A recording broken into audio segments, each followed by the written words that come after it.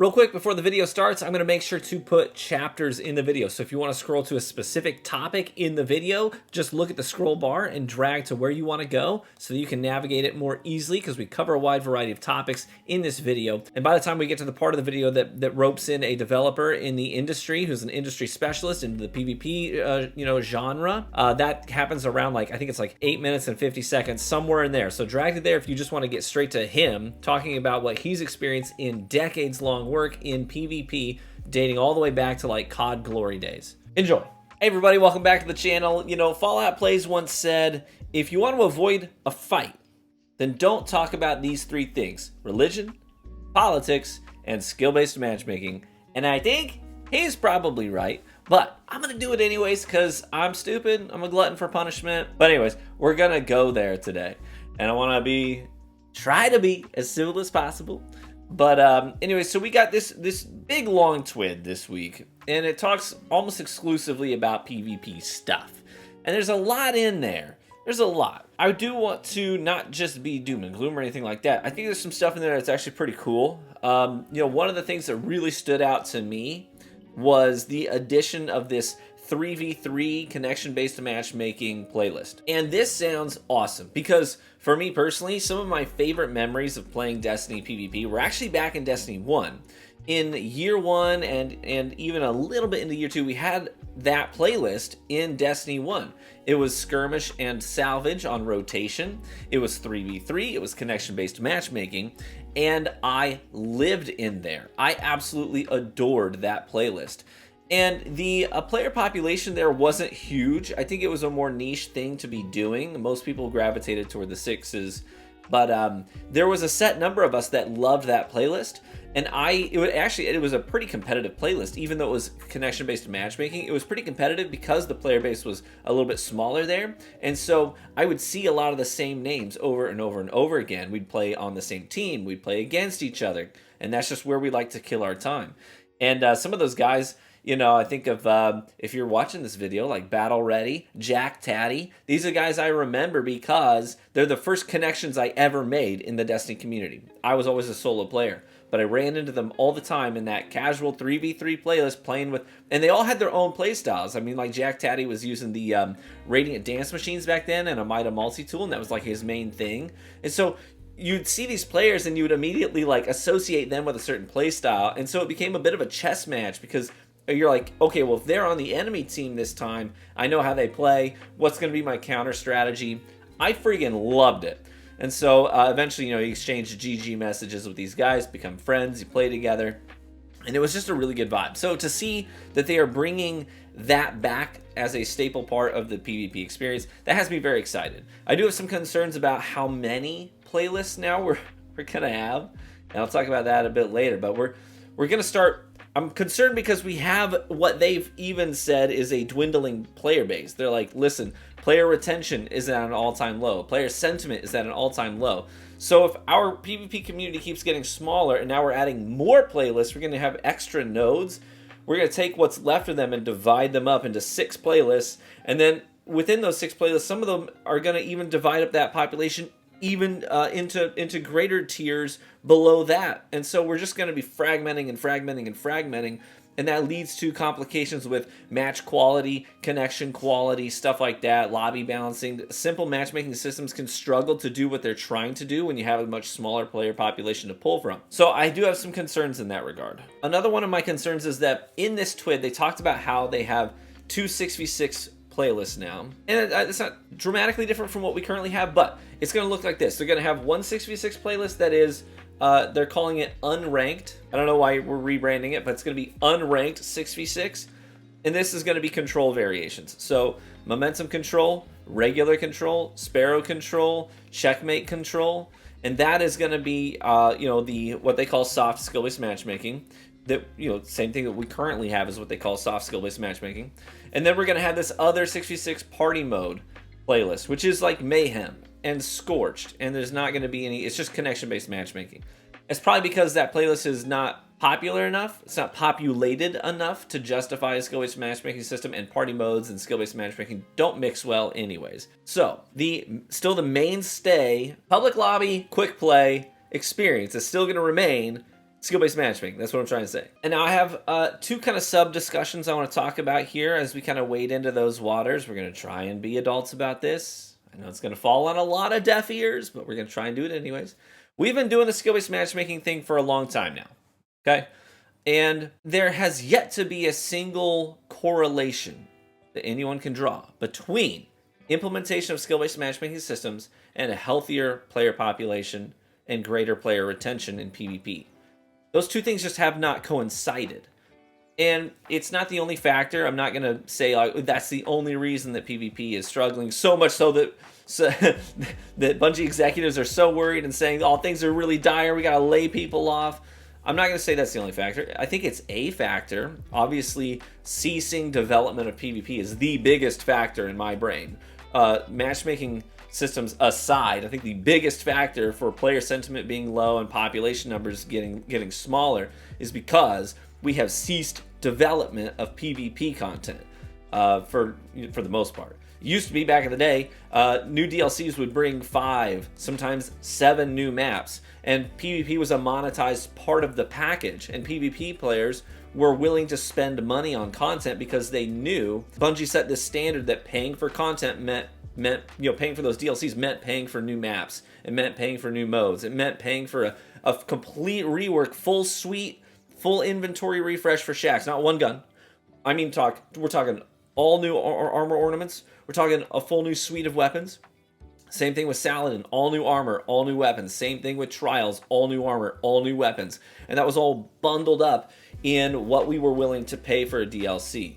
So the biggest factor for why player retention is low, player sentiment is low, is that they ceased doing that. They broke the standard. They set the standard, then they sidelined the standard, and they did not give us a warning, and that left a very bad taste in players' mouths, and that's why player sentiment is very low, because we just don't trust them anymore when it comes to PvP content. But that being said, if we look back at the most healthy moments where player retention and sentiment were the highest, where the numbers in PvP were the highest in Destiny's history, two things were happening. A, we were getting that full suite of content that was developed for PvP alongside connection-based matchmaking. I think Forsaken days when PvP was like the most booming it's like ever been in Destiny 2. It's connection-based matchmaking. But we had a very big player population, so connection-based matchmaking worked very well then because we had a much bigger pool of players that we're pulling from. So the law of averages really worked there. And I want to say it was Astacross who reported on this, and I don't know who his source is. Correct me if I'm wrong. I know it was a YouTuber. I've watched so many Destiny YouTube videos lately that they all kind of blend into one. But I think it was Astacross. I don't know who his source is, but his source said that the map pack, that we were promised, is already like they're playtesting it, which means that, they've got a lot of time before the final shape comes out. If they already have that map pack ready to, for playtesting, there's a pretty good chance that they could tack on more maps on top of that, especially if their goal is to be Forsaken level or better, which is what they said. Then that means they need to have, Forsaken had 7 maps? It very much made it feel like a brand new game in PvP. If that's the standard you're setting, that's the goal you want to hit. 3 maps ain't gonna cut it. So if you've already got those ones in playtesting, then you probably have enough time to add more maps on top of that list, maybe 4, maybe 5 total. I would say 5 at the very least would be a great thing to deliver especially if we're pushing back the final shape until summer next year. So if we get a full new suite of fresh content for PvP and players are willing then to pay for that DLC in order to get access to it, I think connection-based matchmaking is the obvious choice. And so now I want to pivot a little bit, because we always had this back and forth between the skill-based matchmaking crowd and the connection-based matchmaking crowd. I'm not going to presume to speak for you, and I fully understand that there are those of you who say skill-based matchmaking works better for me, and I'm not going to call you a liar. Far be it from me to say that your experience is not authentic. I can only speak for myself and the players like me and say definitively that skill-based matchmaking makes our lives much more difficult in the PvP setting. And we're not making that up, and it has nothing to do with pub stomping. And I know that you don't believe me. I know that you are going to look at me and say you are a liar. You just want to pub stomp because you've been doing it for years, and I'm used to it. I can take it. But all I can do is just tell you that I'm going to be honest. And whether you believe me or not is entirely up to you. But I want to pivot, and I want to reference this thread that was posted last year by one of the lead developers of the game XDefiant, which recently had to get delayed a little bit. I think there's some kinks they want to work out, and we want to make sure that they deliver a great PvP experience. But Mark Rubin, you may or may not be familiar with his name. So he was on like Infinity. He was a producer on the Infinity Ward team back in like the golden days of Call of Duty. I'm talking Call of Duty 4, Modern Warfare 2, like everything that COD fans look back to and say those were the golden days, the best days of Call of Duty history. This was, under his leadership and others. So he was with them for over a decade, 2005 until 2015. I think I'll hide my face cam for this so you can see this, but I want to read this out to you in just a second, and I'll hide my cam when I do so you can see the text unrestricted. But he was noticing some trends in the industry, especially with the Call of Duty games, about skill-based matchmaking, and them even trying to like rebrand it and call it engagement-based matchmaking, which is just a bunch of tricks. It's marketing PR stuff. But he was noticing these trends, and he's like, listen, player sentiment is really bad in the COD community. It pains me because that's like my heritage.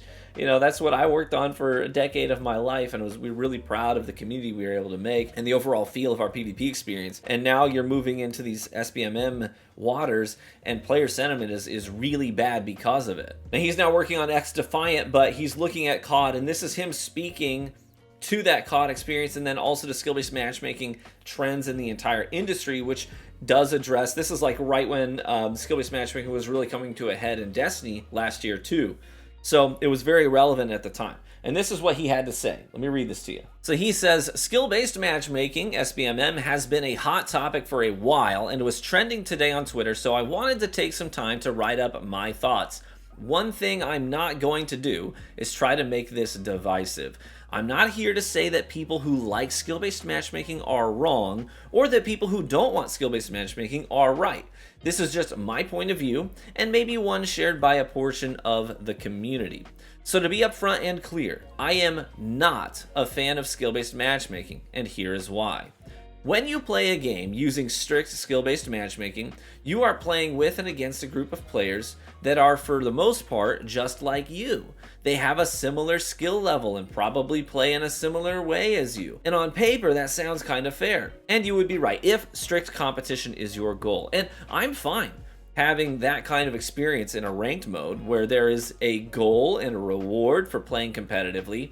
But would you watch football if there was no standings? No playoffs or Super Bowl? I mean, ranked exists for a reason, to give players who want to push themselves competitively a place to do so and to be rewarded for it. But when it comes to casual play, I don't think this is the right experience. So again, with strict skill-based matchmaking, or even the new term engagement-based matchmaking, which just sounds like PR marketing smoke and mirrors to me, you are going to get an experience where every match feels the same. Let me pause right there. So he's saying strict skill-based matchmaking. So these terms, you might say, well, hey, Bungie's talking about soft skill-based matchmaking. But we aren't just troglodytes or brainless people. We ask questions. We say, well, what does that mean? How does it work? And I want to quote Bungie specifically. This is how they say that system works. So I'm not making this up. This comes straight from the source. What they say about how soft skill-based matchmaking works is this. They say, first, we identify a pool of available players with a good connection to you. Within that pool, we choose players closely matched to your personal skill rating. If we can't find players within that pool, we then widen the variance in skill. So when Bungie says soft skill-based matchmaking, what they're talking about is how much variance from your skill they're willing to start looking if they can't find people at your skill level. The problem with that is that it means the soft part of soft skill-based matchmaking very rarely comes into play. Because what the game's going to do is it's first going to look for people at your skill level. And the fact of the matter is, the player population in Destiny may be lower than it has been in years past, but there's still enough people there playing the game that it's not going to have any problem finding people at your skill level. It's not going to have to move those goalposts back and back and back to get a varied skill variety in your lobby. It's going to find almost everybody it needs to fill your lobby. It's going to find them at your skill level. So it doesn't matter how soft they describe the skill-based matchmaking system. The fact of the matter is the soft part of that matchmaking system is very rarely going to be needed because it's going to find people at your skill level. And I can testify to this because that's my experience. This is exactly how it plays out. I'm constantly playing people very close to my skill level, and you may have an outlier here or there in the lobby where it needs to fill the 11th or the 12th person in the lobby, and so it reaches a little bit farther outside of your skill bracket in order to fill those last remaining spots. But for the most part, the majority of your lobby is going to be right there with you in terms of player skill. And again, I am not making that up. It's not a perceived reality. That is what they specifically, Bungie, has said about how the system works. That was a direct quote that I just read. Now, coming back to Mark Rubin's statement, he says, so again, with skill-based matchmaking, you are going to get an experience where every match feels the same. You will be playing against the same type of player and the same skill level of player over and over and over again. And if you start to improve your skills, you will probably get a few games in where you feel a bit dominant, but don't worry, the algorithm will bring you back to the same stale experience shortly. I'm in favor of removing skill-based matchmaking from casual play because I want players to have a varied experience. And no, it's not about pub stomping, it's about variety. The graph of player skill is a bell curve.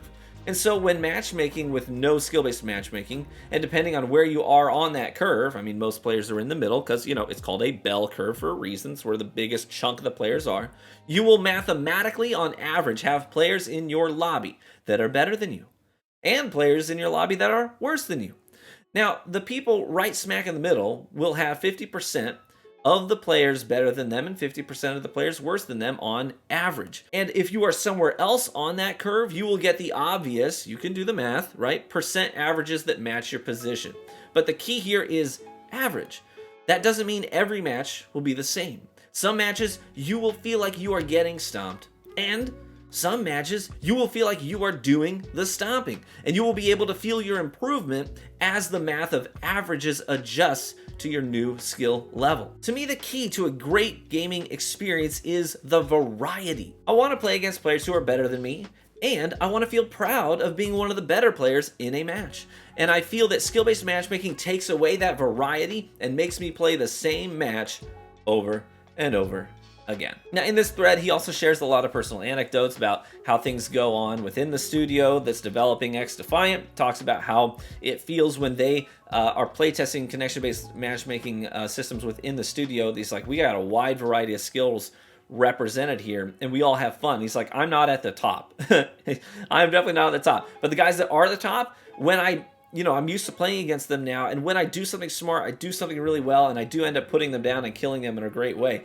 I feel much more proud of that. So I thought this was a great example of a game developer who has played around with the systems. He's looked at the numbers. It's been his job to make sure that his players of his game are happy.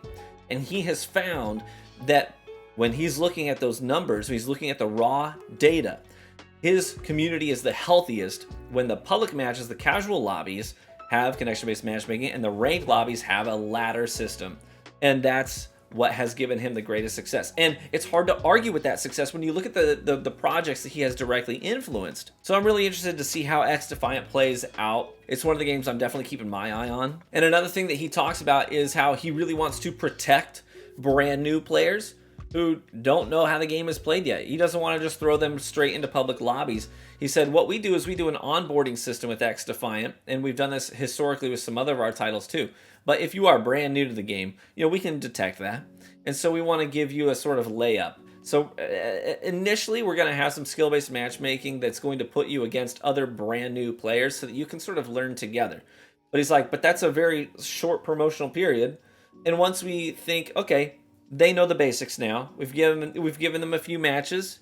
Let's put them in the public lobbies with everybody else now that they know what the jump button is and which one to kill button. But he also goes on to say that while we want to protect those players, we also don't want to sabotage the experience for our core player base on their behalf. He said we owe it to our dedicated fans, our dedicated players, to make sure that their experience is the most important thing to us. So it's really interesting to hear that perspective from Mark Rubin, for sure. And I had an interesting comment this morning on Twitter where a guy was saying, hey, connection-based matchmaking would never work for me because 1 out of every 10 of my matches, I'm going to match against a top 1%er and it's going to ruin it. And he's like, if 1 out of every 10 of my matches is miserable, it's going to make me not want to play the game. And I was like, I don't mean any disrespect. Don't mishear me here. But if 1 out of every 10 of your matches being bad is enough to make you shelf the game, I think that's really soft. I do. I think that's really soft. Another thing he touches on is how skill-based matchmaking really hurts the social dynamics of PvP,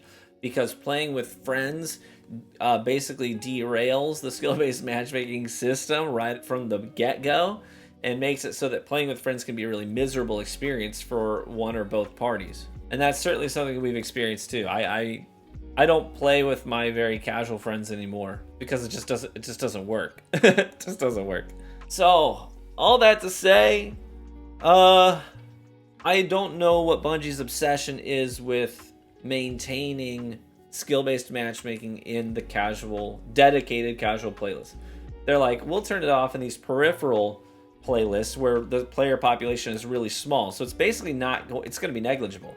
Like, we have that right now where we go and we play Supremacy, but guess what? The player population is small over there, and it's mostly people who are trying to avoid the woes of skill-based matchmaking, so I'm just playing against the same people over there. It's not any better. So I've yet to see the implementation of skill-based matchmaking be a boon to the Destiny PvP community overall. That's yet to happen. And we were like, okay, we'll try it. We'll give him a shot. And we've given him a shot and another shot and another shot and another shot. And here we are more than a year later, and we're like, the game's not better for it. How long do we have to wait for this system to actually be a boon to the PvP experience? Because player retention and player numbers, they don't reflect that. So how long does it take for that system to start helping? And again, like I said, it's not the only factor. Obviously, one variable is definitely dropping PvP development for years in Destiny was a very bad decision, and I'm not at all surprised to hear about how it has affected the studio in the past weeks. It's like, listen, we told you a long time ago, like, this has got to change or else we're gone. And then they're like, oh my gosh, people are gone. It's like, yeah, we told you. So anyways, feel free to share your thoughts, your opinions. What do you think about Mr. Rubin's write-up here? Did anything he say ring true to you? Is there anything that you would refute? And I always say, like, when you're talking to somebody who's an expert in their field, do your homework too. I mean, you're totally allowed to disagree with them, but bring good reasons. Don't just say anecdotally, like, hey, that doesn't play out for me. I mean, you can say that, but it's not going to have, that's not a statement that has legs. That's not going to track. When you're talking to somebody who's been pulling from data for, now almost 2 full decades of being in game dev and working in PvP specifically, and he's reporting his findings, there's a lot of validity there, right? He's pulling from a lot of experience and data that would support his argument. So if you're going to refute it, I would love to hear why. What do you say in contrast to what he's saying, and what would you cite as a reference for why you feel that way? I'm like genuinely curious. Feel free to lay it out for me in the comments section. I do enjoy reading those, even the comments that aren't so nice. I'm just happy you're here. Thanks so much for watching this video. If you enjoyed it, please leave a like on the video. If you didn't enjoy it, leave a dislike on the video, because YouTube hides those and no one can see them anyways. But be warm and well fed, my friends, and I hope to catch you in the Crucible.